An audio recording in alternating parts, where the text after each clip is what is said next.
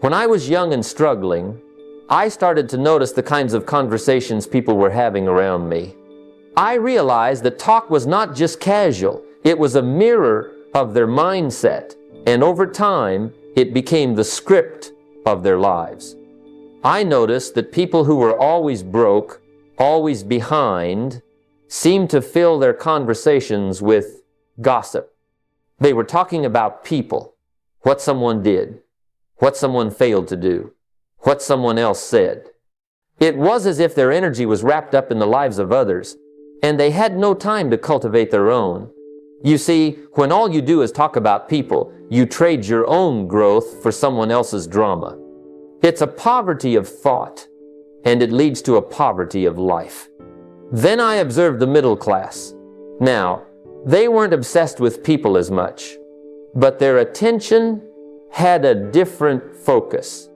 They talked about things, cars, houses, clothes, gadgets, vacations.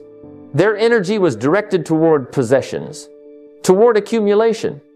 And while that can create a comfortable life, it rarely creates a wealthy one.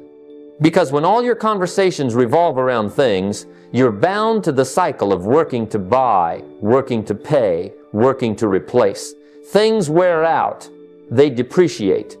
And if your consciousness is centered only on things, your growth stops where your last purchase ends. And then I noticed a different group, a group that seemed to rise above the rest. These were the wealthy, not just in money, but in spirit, influence, and vision. Their conversations were different. They talked about ideas. They were asking, how can we solve this problem? What's the next opportunity? Where is the world heading? They were planting seeds with their words, and those seeds grew into enterprises, innovations, solutions, wealth. The wealthy understood that ideas shape reality. They knew that one good idea, applied with discipline, could create a fortune that would outlast any car, any house, any possession. That's when it struck me. Conversations shape consciousness, and what you focus on, you multiply. If you spend your time talking about people, you multiply distraction. If you spend your time talking about things, you multiply consumption. But if you spend your time talking about ideas, you multiply wealth, growth, and opportunity. So ask yourself, what do your conversations sound like? Because in the end, your words are designing your future. When I first started making money, I didn't have much of a plan for it. Whatever came in seemed to go right back out, and at the end of the month, I often found myself wondering where it all went. That's the way most people live, without a budget, without structure, without a strategy. And the truth is, money without a plan has a way of disappearing like water through your fingers. The poor operate like this, not because they want to stay poor, but because no one ever taught them that money must be managed with precision. If you don't tell your money where to go, it will always find its own way out. I remember a time when my mentor challenged me on this. He said, if you can't manage $1, how will you ever manage 1,000? And if you can't manage 1,000, what makes you think you'll handle 1,000,000? That struck me deeply, because I realized it wasn't the amount that mattered, it was the discipline, the habit of directing money with intent. Wealth doesn't start with abundance, it starts with control. Now, the wealthy think differently. They don't leave their money unassigned. They practice strategic allocation. Every dollar is given a job before it even arrives. A common strategy is simple but powerful. 50% of income for essentials, 20% for investing, 20% for personal growth, and 10% for giving. That structure transforms money from a master into a servant. Essentials keep life steady.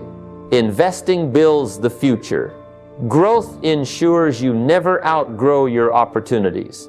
And giving keeps your heart connected to something bigger than yourself. That's how money becomes more than paper. It becomes a tool of design. I started small. At first, the numbers looked almost laughable. 10% of very little was still very little. But the act of assigning it gave me confidence. And as the income grew, the percentages multiplied into something meaningful. The power was never in the amount. It was always in the system. Operating without a budget keeps you trapped in survival. Strategic allocation opens the door to freedom. Every dollar becomes a soldier, marching towards your goals, building your future brick by brick. The question isn't how much you make, but how much you direct.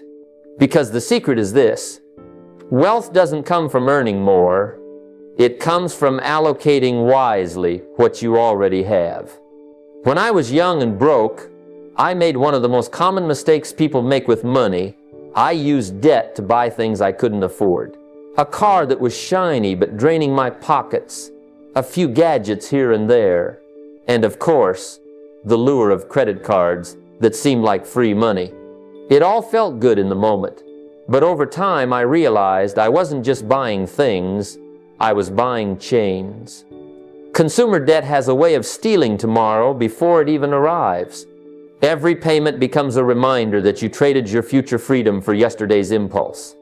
That is how the poor use debt, consumption, short-term comfort at the cost of long-term struggle. Then I learned something that changed everything. Debt itself isn't the enemy. The enemy is how you use it. The wealthy view debt not as a trap, but as a tool. They practice leverage, which means borrowing not to consume, but to create. Imagine borrowing money at 5% interest, but investing it in something that returns 10 or 15%. Now, debt isn't a weight, it's a lever. It multiplies your efforts, like using a crowbar to lift something far heavier than your own strength could handle. That's how wealth is built, not by avoiding all debt, but by mastering the difference between destructive and productive debt. I remember the first time I took on debt with the right mindset. Instead of buying another toy, I invested in building my own skills, workshops, and eventually in ventures that produced income. The debt was still a responsibility, but it wasn't a burden. Why? Because it was tied to something that worked for me instead of against me. And when the returns came, they didn't just pay off the debt, they created new possibilities. The poor buy liabilities with debt. The wealthy buy assets. That's the dividing line. A car that loses value the moment you drive it off the lot is a liability. A property that generates rent each month is an asset. The same financial instrument, used differently, produces entirely different results. So the question isn't, should I take on debt? The real question is, what is this debt building for me? If it creates chains, walk away. If it builds assets that outpace the cost, then it's not a chain at all, it's a lever. And those who learn to use levers move the world. When I first started earning money, I lived the way most people do. I spent it as it came in, bills, food, a little fun, maybe something I didn't really need but told myself I deserved. And at the end of the month, I'd glance at what was left over and think, well, maybe I'll save next time. But here's the truth. There was never anything left. Because when you spend first, saving becomes an afterthought. And afterthoughts rarely become reality. That's why so many live paycheck to paycheck, not because they don't earn enough, but because they don't manage what they earn with intention. Then my mentor gave me a principle that turned my world upside down. Don't save what's left after spending. Spend what's left after saving. At first, it sounded impossible. I thought, how can I save first when I barely have enough as it is? But the moment I tried it, even with just a small percentage, everything shifted. Saving first isn't about the size of the amount, It's about the priority of the act. It's telling your money, I'm in charge, not my impulses. I remember setting aside 10% from every dollar I made. 10%, no matter what. Some weeks it was so small it felt almost silly. But over time, that act built discipline, and discipline built confidence. And with confidence came the courage to think bigger. That little fund grew, not just in dollars, but in meaning. It wasn't just money. It was proof that I could direct my life instead of drifting through it. The wealthy understand this secret. Their formula is simple. Pay yourself first. It doesn't matter if they make $100 or $100,000. The first slice goes to savings or investments, and only then do they live on the rest. The poor say, I'll save when I have more.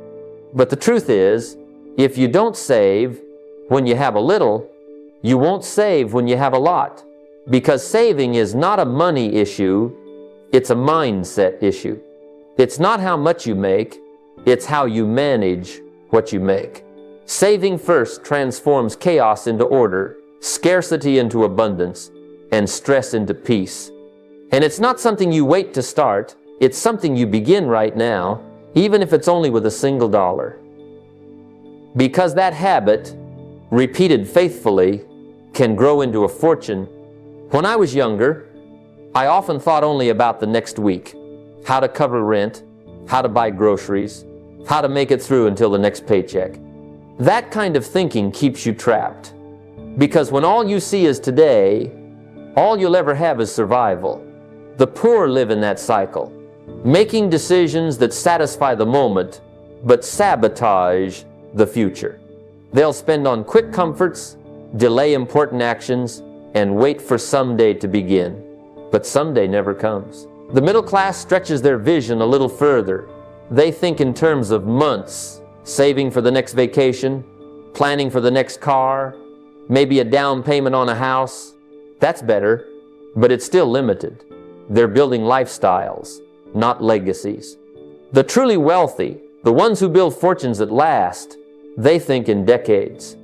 They plant seeds today knowing they won't see the full harvest for years, maybe even decades, but they plant them anyway because they understand the power of time.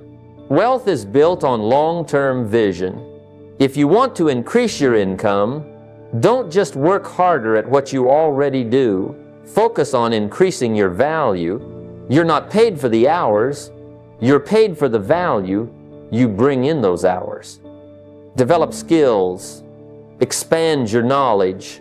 Sharpen your communication. Learn leadership. These are the things that compound your value. And with it, your earning potential. Compounding doesn't just apply to money, it applies to growth. Think about it. If you invest in yourself every day, even just a little, in 10 years you won't be the same person. You'll be worth 10 times more, not just financially, but in the wisdom and opportunities you attract. The poor procrastinate, thinking they'll start when conditions are better. The wealthy start early, even if the start is small.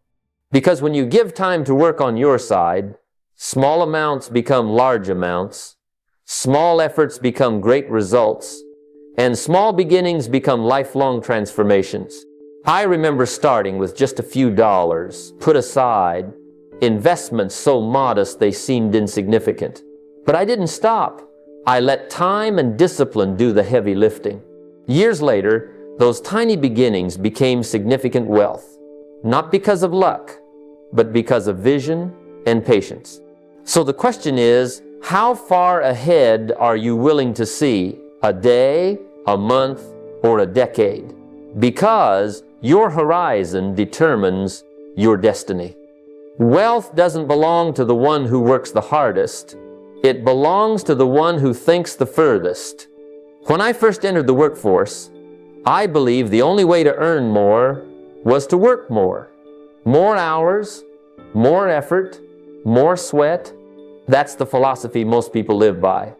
Trade an hour of life for $1 of pay. But here's the truth. If you only earn when you work, you'll always be trapped. There are only so many hours in the day, and eventually your energy runs out. That's why so many live exhausted, chasing just enough to get by. They've built a system where their income dies the moment they stop showing up. The wealthy think differently. They understand that money is a servant, not a master. Instead of endlessly trading time for money, they use money to buy time. They create systems that work while they sleep, assets that produce income whether they're present or not, a rental property, a business with employees, an investment portfolio, royalties from a book or a product. All of these are systems. They're engines that generate value without demanding constant labor. Now, I didn't learn this lesson overnight. I remember working long days, burning out, and still wondering why my financial situation never improved. My mentor once told me, if your income depends entirely on your presence, you'll never be free. That hit me hard. So I started shifting my thinking. Instead of asking, how can I make more? I began asking, how can I create something that makes more for me? That single question changed everything. Maybe it's small at first, a little savings account that produces interest, a side hustle that you automate, or a small investment that grows. But once you understand the principle, you realize freedom isn't about working harder, it's about working smarter. It's about sending your money out into the world to work on your behalf so you can buy back your most precious resource, time. Because here's the great irony. The poor spend their entire lives selling time to buy money, while the wealthy spend money to buy back their time. One path leads to exhaustion, the other to freedom. And freedom is the real wealth. So if you ever feel stuck in the grind, stop asking how many more hours you can give. Start asking what systems you can build, what assets you can own, what value you can create that continues long after you've gone home for the day. That's when you stop being a laborer of money and start becoming its master. I've watched it happen over and over again. Someone gets a raise, a bonus, maybe a new job with a higher salary, and almost immediately their lifestyle expands to swallow it up. A bigger car, a nicer apartment, more nights out, more gadgets. At the end of the month, despite making more, they're still broke.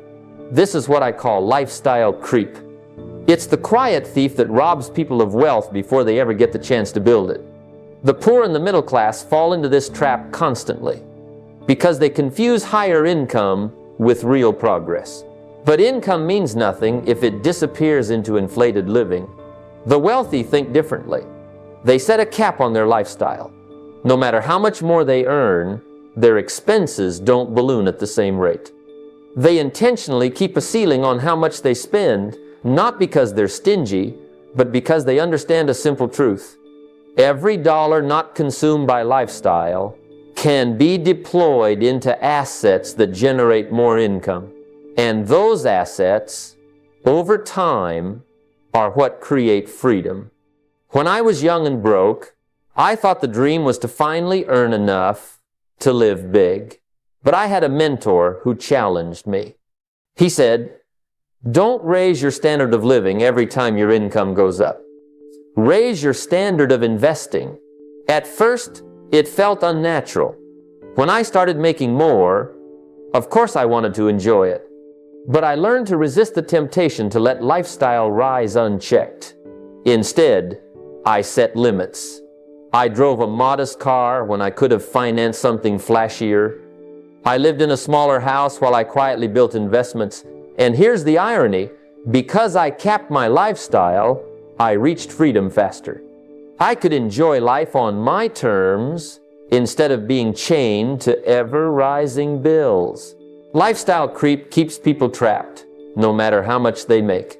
Lifestyle caps liberate you because they force discipline and channel surplus into building assets. I've seen people making six figures still drowning in debt, and others making far less, yet steadily building wealth because they lived beneath their means and invested the difference.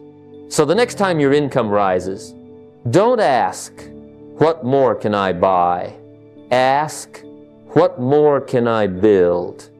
Keep your lifestyle steady, let your assets grow, and soon you'll find yourself living better than you ever imagined.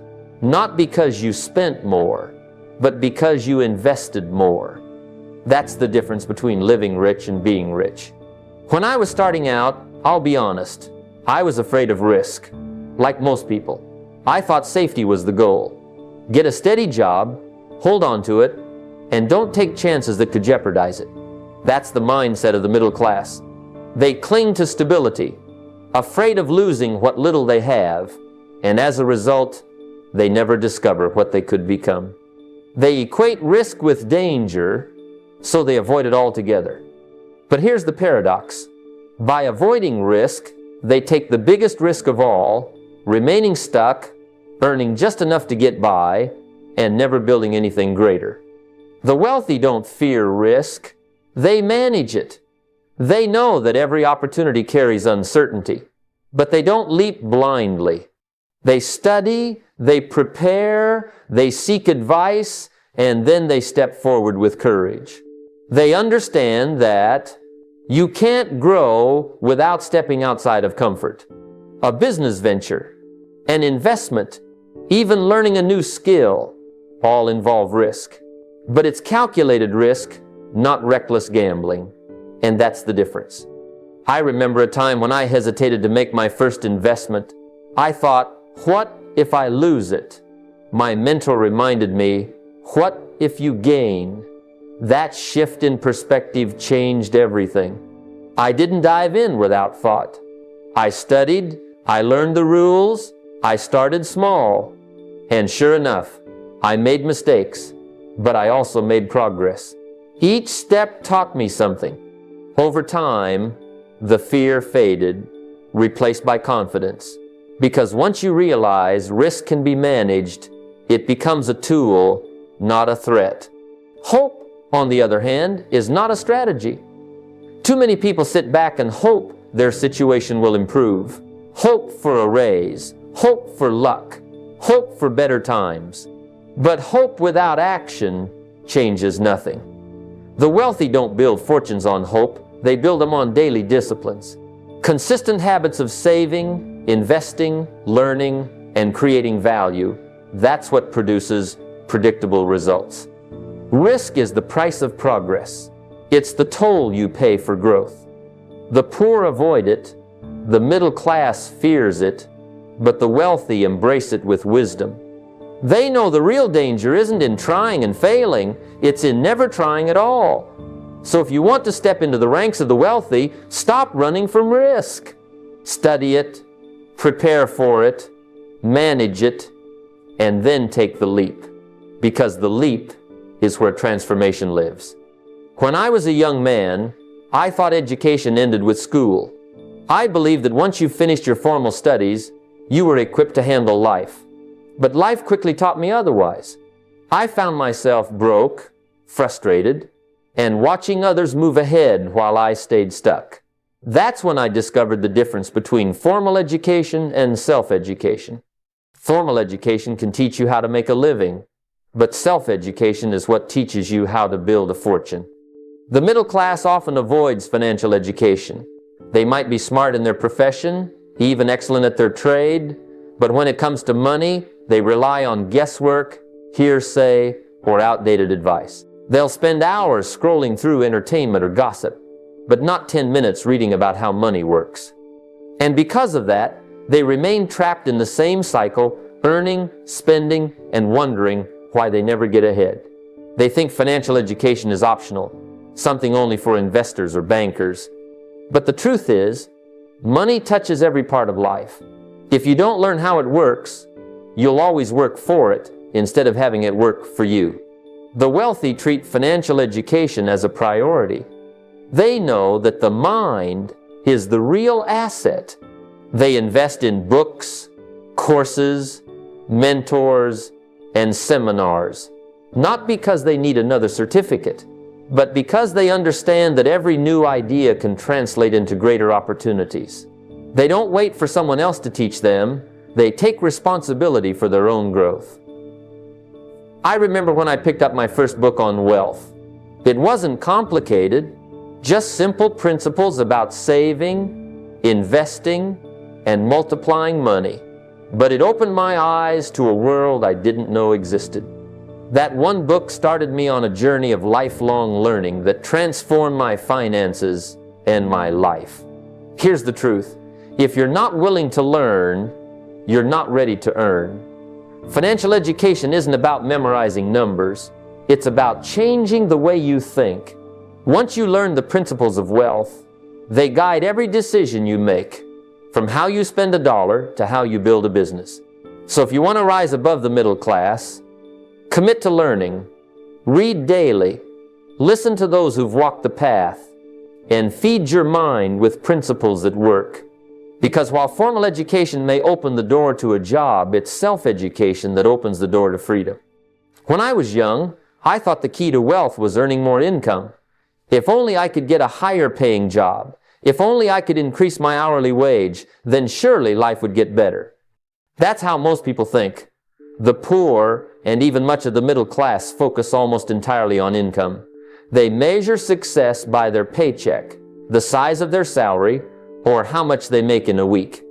But here's the truth. High income doesn't mean wealth.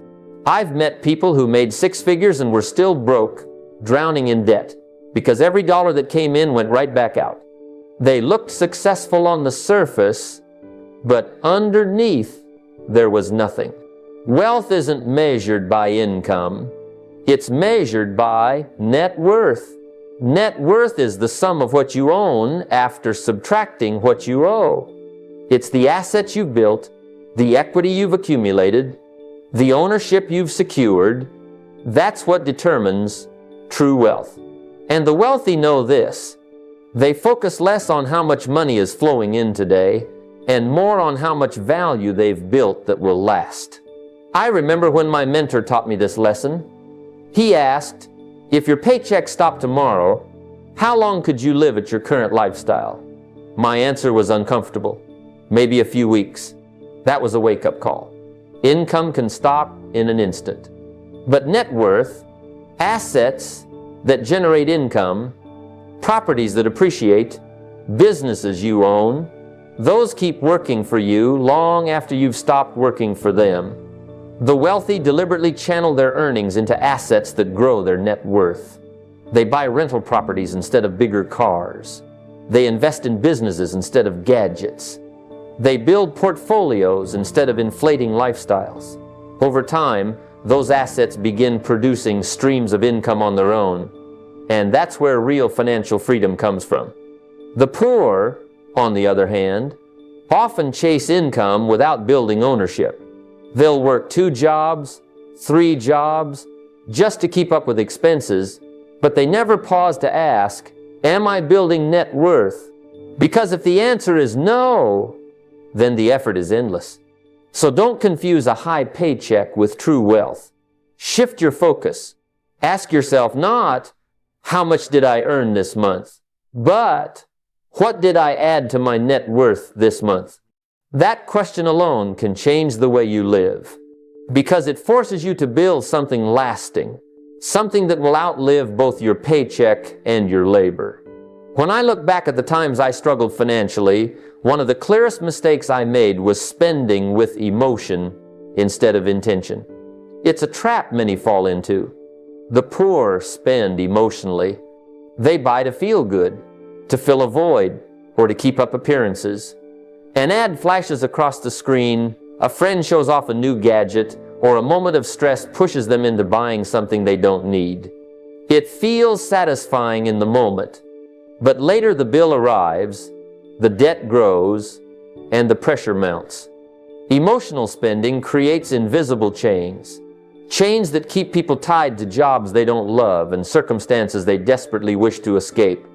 The wealthy approach spending differently. They spend strategically. Every dollar has a job, and each purchase is measured not just by how it feels today, but by how it impacts tomorrow. When I first started learning these principles, I remember my mentor telling me, don't ask if you can afford it. Ask if it moves you closer to your goals. That single question changed everything. Instead of asking if I had the money in my pocket, I began asking if spending it here meant sacrificing a bigger opportunity later. That shift took me from reacting emotionally to acting strategically. Strategy means alignment. The wealthy align their spending with their priorities. Building assets, investing in growth, creating leverage, and expanding opportunities. Even when they spend on pleasures, it's planned, budgeted, and intentional, not reactive. They understand that freedom comes from discipline, not indulgence. Too many people are waiting for a windfall, hoping for a raise, a bonus, or even a lottery ticket to fix their financial lives. But hope is not a strategy. Wealth isn't built on one lucky break. It's built on systems of disciplined saving, intentional investing, and controlled spending. Emotional spending tears those systems down, but strategic spending reinforces them. When I stopped buying on impulse and started directing every dollar with intent, life began to change. Small sacrifices added up. Systems replaced wishful thinking, and before long, the money I once wasted on temporary pleasures became the capital that funded long-term freedom. The truth is simple. Emotional spending enslaves, but strategic spending liberates. If you want freedom, stop letting feelings guide your wallet. Let strategy lead the way, and you'll build a life that no impulse can ever take from you.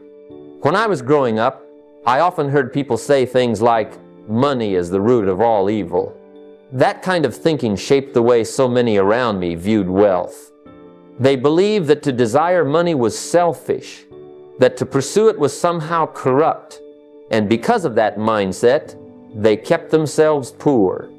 The poor think money is evil, and when you believe something is evil, you naturally push it away. Why would you ever attract what you secretly despise? That belief becomes a barrier that stops people from ever building wealth. But money itself is not evil. Money is neutral. It doesn't corrupt. It amplifies. It takes what's already inside of you and makes it louder, more visible. If you're generous at heart, more money will give you more capacity to give. If you're selfish, money will only make that selfishness more obvious. It doesn't change your character, it simply magnifies it. That's why I always tell people, don't be afraid of money, be afraid of staying small. Work on your character, strengthen your values, and then pursue wealth boldly, because with the right heart, money becomes one of the most powerful tools you'll ever have. Think about it. Without money, your ability to serve others is limited. You may want to help, but your resources keep you tied down. With money, you can create opportunities, fund causes you believe in, and provide for the people you love in ways that truly matter. Money allows you to buy back your time, so you can spend it on what's meaningful. It allows you to invest in businesses that create jobs, in education that shapes minds, and in assets that build legacies. None of that is evil. That's wisdom. That's stewardship. I learned this firsthand when I began to give intentionally. In the early years, when I had little, I thought giving was impossible. But when I shifted my mindset and started seeing money as a tool, I realized that even small amounts could have an impact. Over time, as I built more wealth, I saw how those small seeds turned into larger contributions, and the more I gave, the more meaning my wealth carried. So don't let old beliefs about money hold you back. Don't see it as something dark or corrupt. See it as a tool to amplify your values, to expand your influence, and to shape the kind of life and legacy you truly want. When I first started on my journey, I was terrified of failing. Like so many in the middle class, I thought failure was something to avoid at all costs. If I failed, it meant I wasn't good enough, that I wasn't capable. And because of that fear, I played it safe. I passed on opportunities. I settled for what was comfortable instead of reaching for what was possible. That's the trap most people fall into. They avoid failure, and in doing so, they also avoid growth. But the wealthy think differently. They see failure not as an enemy, but as a teacher. Every failure is feedback. Every setback is tuition you pay on the way to success.